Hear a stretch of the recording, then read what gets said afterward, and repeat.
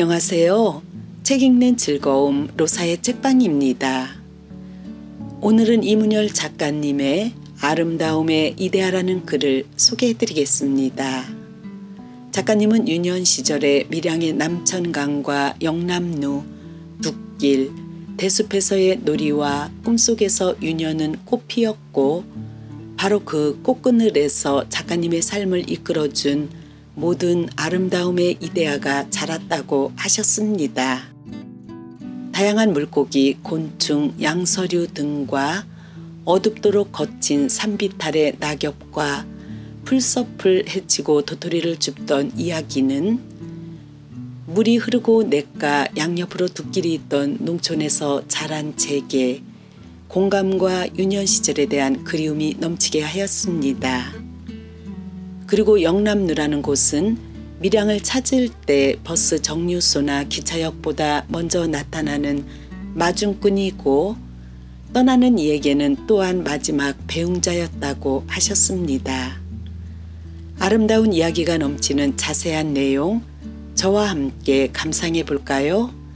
낭독 시작하겠습니다.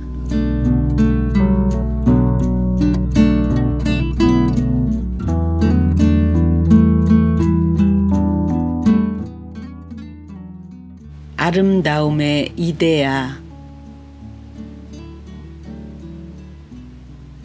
이문열. 밀양에서의 내 어린 날들은 대략 초등학교 졸업을 앞뒤로 해서 전혀 다른 빛깔과 느낌의 두 부분으로 나뉘어진다. 앞에 두 해는 어른된 지금에 와서도 추억만으로 가슴 뛴다. 그때 삶은 희망으로 밝았으며 세상은 기쁨으로 빛났었다.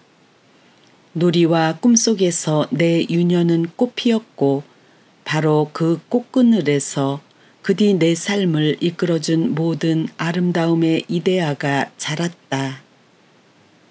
비록 한 애늙은이의 환상이나 착각에 지나지 않을는지 몰라도 거기에는 세월의 비바람에 바래지지 않을 첫사랑이 있으며 덜어는 오늘까지 벗으로 남고 덜어는 기억의 어둠 속에서만 반짝이긴 해도 또한 이 한 살이가 끝날 때까지는 결코 잊혀질 리 없는 코흘리게 동무들이 있다. 떠난 뒤 몇 번이나 되찾은 적이 있지만 밀양의 기억은 언제나 30년 저쪽만을 고집하는 것도 어쩌면 그게 꽃다운 그날의 배경이었기 때문은 아닐는지. 먼저 떠오른다. 그 맑고 푸르던 남천강.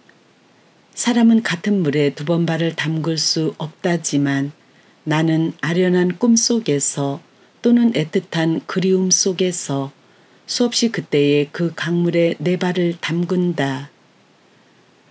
봄눈 녹아 흐르는 찬 여울살에 모래벌을 얇고 넓게 지나느라 뜨거워져 강을 거슬러 올라오던 은어떼를 이따금씩 혼절시키던 여름의 느린 목에 가만히 들여다보고 있노라면 까닭없이 슬퍼지던 가을의 교각 곁 그 맑은 웅덩이에 이미 유리 같은 살얼음이 끼기 시작하던 그 발저린 겨울 물구비에 세월은 구름처럼 허망히 흘러가 버렸으나 내 발을 감싸는 물살은 언제나 예전의 그 물살이었다. 또 나는 아직도 알듯하다. 어느 모래벌 어디쯤에 가면 모래 속에 얕게 숨은 모래무지를 운 좋게 밟아 어린 소나기에는 뿌듯하던 그 모래무지들을 잡아낼 수 있으며 8월 초순의 어느 느린 목에 죽은 것처럼 하얗게 배를 뒤집고 가라앉아 있어도 주워다 찬물 동이에 넣기만 하면 곧 생기차게 되살아나는 은어떼가 있는 곳인지를, 어떤 여울살에 파리낚시를 던지면 검은 등에 희고 반짝이는 배의 비늘로 맵시로는 단연 으뜸이던 참 피라미들과 무지갯빛 화려한 무늬를 자랑하던 먹치들을 낚아 올릴 수 있고 어떤 여울목에 다슬기를 짓지어 넣은 사발을 묻으면 지느러미 고운 가살치와 배불뚝이 쪽매리를 담아낼 수 있는지를, 어떤 굽이에 가면 강물이 비껴 흘러 웅덩이나 다름없이 갯물이 있고 그곳 어디에 물풀들이 무성히 자라 떠올리면 공연히 기분 좋은 붕어들과 길을 잘못 든 가물치 새끼가 숨어 있는지를, 뻥구리, 탱가리, 노지름쟁이, 수수 꿀래미, 버들피리, 납주래미, 눈치, 밀피리, 꺽다구, 문디고기. 아동용의 동물 사전쯤으로는 그 표준어 이름을 알기 어려운 그곳의 숱한 물고기들이 어떤 돌틈에 알을 쓸고 매를 파는지를, 그 강물을 따라 양편으로 길게 흐르던 둑길도 거기 깃들이고 살던 작은 목숨들과 더불어 속절없는 30년을 이겨내고 기억 속에 살아있다. 그 둑길의 강쪽 등성이와 거기 이어진 습기 찬 풀밭에서는 꼬리를 끊고 달아나던 게 늘상 신기하던 도마뱀이며 껍질을 벗겨 구워놓으면 먹음직해 배도 비 약한 탓에 끝내 먹어보지는 못한 살찐 다리를 가진 떡개구리들, 그리고 저만치 질경이 이파리 위에 앉아 있어도 왠지 밝게 될까 가슴 죄던 청개구리와 건드리기만 해도 죽은 듯 몸을 까뒤집어 알록달록 배를 드러내던 비단 개구리가 비교적 몸집 큰 식구들이었다. 거기 비해 둑길의 마을 쪽 등성이는 좀 더 다양했다. 둑길을 건너온 앞서의 양서류들은 말할 것도 없거니와 물 걱정 없는 그쪽에 굴을 파고 사는 들쥐와 뱀들에다 작은 덤불에 둥지를 튼 맷새들까지 있었다. 방앗개비, 송장 메뚜기, 여치, 사마귀, 풀무치, 풍뎅이, 새똥구리며 크고 작은 이름 모를 나방들은 이쪽 저쪽 편리한 대로 오가며 살았다. 장마철이 되어 불어난 강물로 강 쪽의 풀밭이 잠겨들기 시작하면 물가에 살던 다른 많은 날것들과 함께 강둑 위로만 몰려 오글거리던 그들이 원인 모르게 애처로워 보였다. 그리고 새들만은 못한 대로 우리의 손이 닿는 날것 중에서는 가장 멋지고 탐나던 그 왕잠자리들. 나는 긴긴 여름해가 지는 줄도 모르고 그 수컷들로 봐서는 간교하고 비열하기 짝이 없는 미인계에 열중하곤 했다. 별 쓸데도 없이 10손가락 사이를 채워야 한다는 고집 하나로 실의 다리가 묶인 암컷이 지쳐 날개짓도 못할 때까지 실끝을 쥔 손을 휘둘러 댔고 어떤 때 끝내 암놈을 잡지 못했을 때는 수컷의 날개며 몸통에 호박꽃 가루를 노랗게 발라 짝없이 떠도는 외로운 수컷의 사랑에 허기진 맹목을 노리기도 했다. 하지만 그 작은 목숨들보다 더 강한 인상으로 내 머릿속에 새겨진 것은 역시 그 둑길에서 보게 되는 사람들이었다. 밀양에서 사랑을 해본 적이 있는 사람 중에 시원한 강바람과 짙은 풀향기의 여름밤 강둑길을 모르는 사람이 있을까? 아직은 50년대의 보수가 완강히 버티고 있을 때였지만 어떤 대담한 마을의 로메로와 율리아는 아직 해가 지기도 전에 팔짱을 끼고 그 둑길을 거닐기도 했다.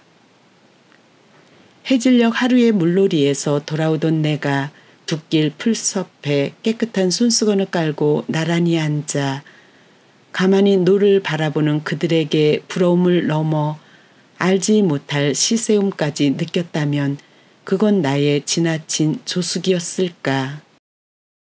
어느 서리친 늦가을 아침 턱없이 흥분한 구경꾼들 틈에 끼어보았던 어떤 불행한 연인들, 영아 살해 혐의로 체포되어 그곳으로 끌려온 젊은 남자가 수갑찬 손길로 가리킨 강가 모래밭에서는 비닐 보자기에 쌓인 갓난아이의 시체가 나왔다. 절로 죽었는지 죽음을 당했는지를 알아보기 위해 피덩이나 다름없는 어린 것을 검시하고 있을 때 실성한 듯 달려와 그 젊은 남자를 부둥켜 안고 울던 아가씨. 성난 구경꾼들은 소리 높여 그들을 욕하고 침을 뱉었지만 흐느끼는 그들 불행한 연인들을 바라보던 내 콧마루가 시큰했던 것은 또 무엇 때문이었을까? 이제 와서 보면 그게 혁명 전야의 한 징표였던 듯도 싶지만 그 무렵은 젊은 실업자들이 유난히 많았다. 일찍이 청운의 뜻을 품고 큰 도회로 떠났으나 끝내는 상처 입고 지쳐 돌아온 이들이 대부분인 그들은 그곳이 이 세상에서 가장 편안한 안식처인 듯 둑길 풀밭에 팔베개를 하고 누워 떠가는 흰구름만 하염없이 바라보곤 했다. 여자아이를 대학에 보낸 집이 읍내를 통틀어도 아직은 열손 안에 꼽을 수 있을 만큼 적던 시절이라 기껏 그곳에 고등학교로 끝장을 보고 혼기가 되기만을 기다리던 아가씨들도 둘셋씩 짝을 지어 자주 그 둑길을 수놓았다. 저희끼리만 공부한 여고 출신은 짐짓 시침을 떼며 그리고 남녀공학인 인문고등학교나 농잠고등학교 출신은 좀 대담하게 얼굴 희고 손길 고운 그 실업자들을 훔쳐보며 지나쳤는데 짐작컨대는 그들 사이에서도 많은 새로운 쌍의 연인들이 태어났을 것이다. 그 밖에 그 둑길과 연관되어 떠오르는 사람들로는 가을이 되면 조금이라도 땔감에 보탤까 해서 새갈퀴로 잔디 뿌리가 드러나도록 둑길, 풀섭을 긁어대던 몸빼 차림의 아주머니들과 염소나 송아지를 끌고 강변 쪽 풀밭을 어슬렁대던 늙은이들, 그리고 토끼풀을 뜯거나 이런저런 놀이로 뛰어다니던 아이들이 있다. 모두가 그 무렵의 보편적 빈곤과 이어진 자칫하면 우중충한 추억의 배경이 될 모습들이지만 이 무슨 감정의 고집일까? 내게는 하나같이 뜻깊고 그리운 사람들일 뿐이다. 그 둑길 하류 쪽 끄트머리에는 흔히 문둥이집이라고 불리던 움막이 두어 채 있었는데 분별 없는 기억의 과장은 그것마저도 턱없는 아름다움으로 덧칠해 뒷날 그 움막들이 없어진 걸 보자 나는 무슨 소중한 꿈의 일부를 잃어버린 사람처럼 허전함을 느끼기까지 했다. 배다리 거리 위쪽으로 둑길이 끝나는 곳에 있던 솔밭과 모직 공장도 내 유년의 작은 무대 가운데 하나였다. 모든 산들이 거의 벌거숭이가 되어 있다시피 한 때인데도 푸르름과 당당함을 자랑하던 그 소나무 숲은 교사 부족에 허덕이던 우리들에게 훌륭한 야외 교사가 되어주었다. 따뜻한 봄날이나 노염이 쑥지는 초가을 같은 때 칸막이도 없이 서너 반이 이곳저곳에 흙판을 걸고 왁작거려야 하는 강당이나 궁색한 판잣집 가교사에서의 수업에 지친 선생님들은 곧잘 우리를 그 솔밭으로 끌고 가 거기에 요란한 유년의 추억 일부를 묻어두게 했다. 모직 공장은 그 솔밭과 강둑길을 사이에 마주보고 있었다. 해방 전에는 전국에서 알아주던 큰 공장이었으나 그때는 함부로 자란 들풀과 잡목 사이에 버려져 있었는데 한번 내 유년의 동화적인 상상력이 끼어들자 그것은 곧 신비스런 중세의 고성으로 변했다. 끔찍한 몰락의 전설과 함께 괴로운 죽음을 맞아야 했던 그 마지막 영주의 원통한 넋이 밤마다 굳게 닫힌 문들을 삐걱이며 열고 나와 스산한 잡목숲을 배회했고 때로는 늙은 마법사가 녹슨 직조기 사이에 향불을 피워놓고 일생을 닦아온 마법의 완성을 서두르고 있기도 했다. 그 후 삶이란 쓰디쓴 시간 때우기에 지나지 않는다는 단정을 내리게 된 뒤조차도 그곳을 지나치다 보면 까닭 모를 설렘에 젖을 때가 있었는데 어쩌면 그것은 그때껏 내 가슴 한구석에 살아있던 그 마법사에게 영혼을 팔아서라도 사고 싶은 그 무엇이 있어서는 아니었던지. 그러나 밀양을 얘기하면서 아무래도 빼놓을 수 없는 것은 강을 가운데 끼고는 그 솔밭과 엇비슷이 맛보고 있는 영남루와 대숲이다. 영남루는 밀양을 찾는 이에게는 그 어떤 버스 정류소나 기차역보다 먼저 나타나는 마중꾼이었고 떠나는 이에게는 또한 그 마지막 배웅자였다. 그러나 거기 몸담고 사는 사람에게는 어김없이 그 읍의 중심이어서 찾아온 손님을 제일 먼저 데려가는 곳도 그곳이고 자기 자신 먼 곳을 떠돌다 돌아와서도 가장 먼저 찾게 되는 곳도 거기였다. 나에게도 그것은 마찬가지여서 그곳을 들러보지 않고 돌아오게 되면 밀양 자체를 다녀오지 않은 것 같은 느낌이 들곤 했는데 그 까닭은 아마도 거기에 서린 유년의 추억들 때문일 것이다. 다른 아이들도 그랬는지 모르지만 밀양에서의 명절들은 물론 길고 지루하던 여름방학의 태반이 영남루의 기억과 얽혀있다. 누각이나 전망의 아름다움보다는 거기 잇대어 있는 대숲과 오래된 참나무 부치가 주된 수종을 이루던 뒤편 산이 마땅히 갈만한 곳도 좋은 장난감도 갖지 못한 내게는 더할 나위 없이 훌륭한 놀이터가 되어준 것이었다. 먼저 그 대숲, 한 번도 맞닥뜨려 본 적이 없는 관리인과 대숲 아래 비탈길을 지나다니는 사람들의 눈길을 피해가며 청대를 찌던 때의 가슴 졸임은 지금에서조차도 꿈속에서 온몸을 진땀으로 적신다. 마음은 급하고 알맞은 도구는 없이 함부로 꺾은 대를 칼돌로 짓짓다 보면 잘못 지어 손톱부터 먼저 새카맣게 멍들기 일쑤였다. 나는 그 대숲에서 합쳐 7대의 청대를 쪄냈고 그 중에서 5은 낚싯대로 둘은 활로 만들었는데 필요하다면 아직도 내가 그 대를 쪄낸 곳을 정확히 가리켜낼 수 있을 듯하다. 그 대밭 발치 바위 언덕의 석화들도 오래오래 잊혀지지 않는 것들 중에 하나다. 화강암인성 싶은 그 바위 언덕 군데군데 연꽃 모양으로 튀어나온 게 바로 석화인데 그게 절로 생긴 것인지 사람이 새긴 것인지는 여태 확인하지 못했다.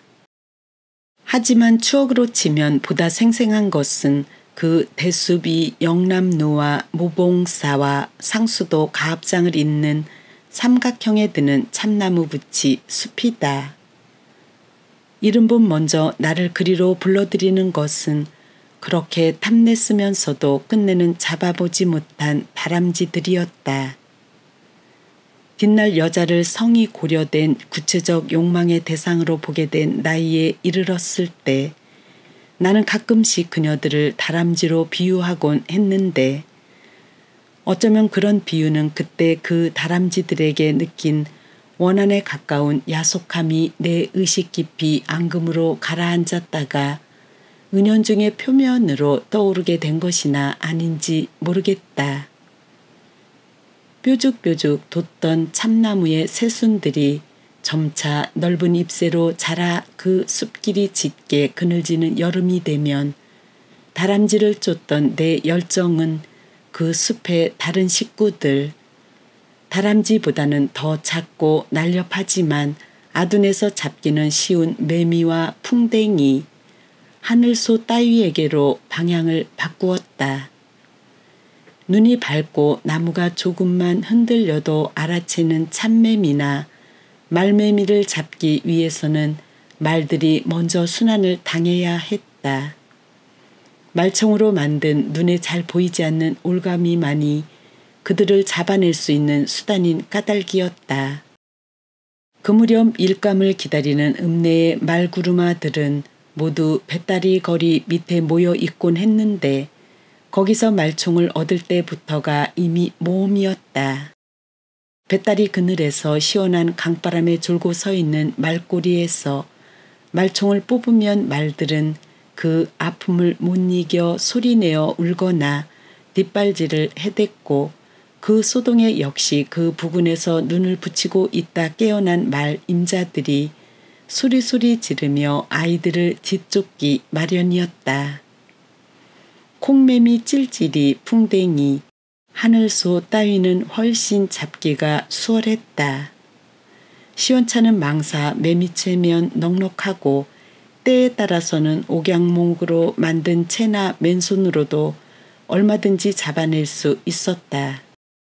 특히 우리들에게는 먹풍뎅이라고 불리던 검고 빛나는 등에 몸집이 큰 풍뎅이나 한 번 잡으면 며칠씩이나 아이들의 부러움을 사던 장수 하늘소는 어떻게 잡느냐 보다는 어디서 찾아내는가가 더 어려웠다.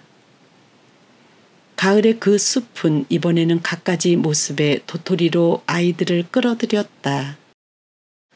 꼭지 부분을 칼로 도려내고 성냥개비를 꽂아 손팽이를 만드는 것 외에는 이렇다 할 쓸모가 거의 없다시피 한 그 도토리를 주워 모으는 데 바쳤던 그토록 많은 시간과 노력을 떠올리다 보면 인간이 종종 빠지게 되는 탐욕이란 고약한 열정이 바로 그런 게 아닌가 하는 생각이 들 때가 있다.